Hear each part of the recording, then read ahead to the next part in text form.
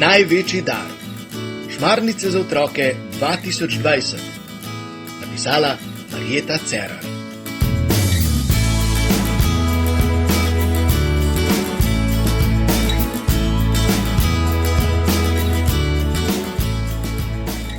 Dvanajsti dan šmarnic.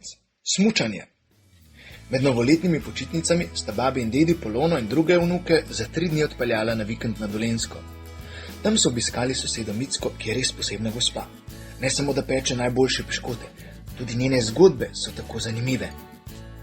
Otrokom je povedala zgodbo o posebni molitvi, ki jo je naučila babica in jo po tolikih letih še vedno zna.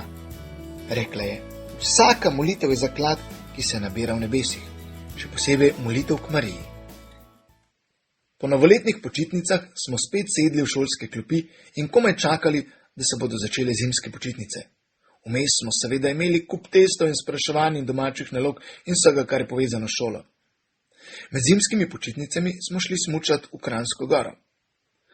Dopoldne smo smučali, popoldne pa smo se sprehajali po vasi in počeli vragolije na snegu.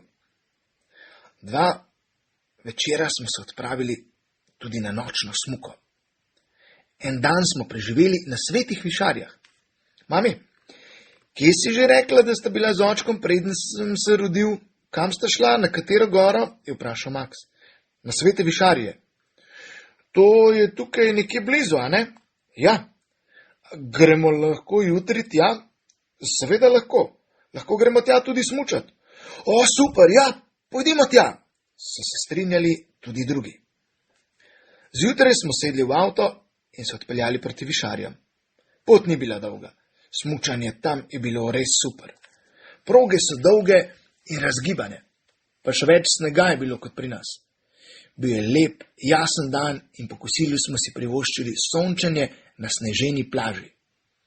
Max ne more biti pri miru. Odšel je do cerkvice. Hotel je videti Marijo, ki je mami izpolnila tako veliko željo. Šla sem z njim, ker je to zanimalo tudi mene.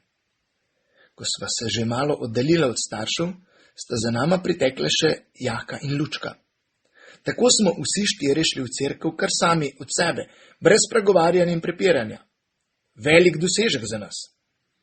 Ko smo vstopili v cerkev, smo bili presenečeni, kako je majhna in prijetna.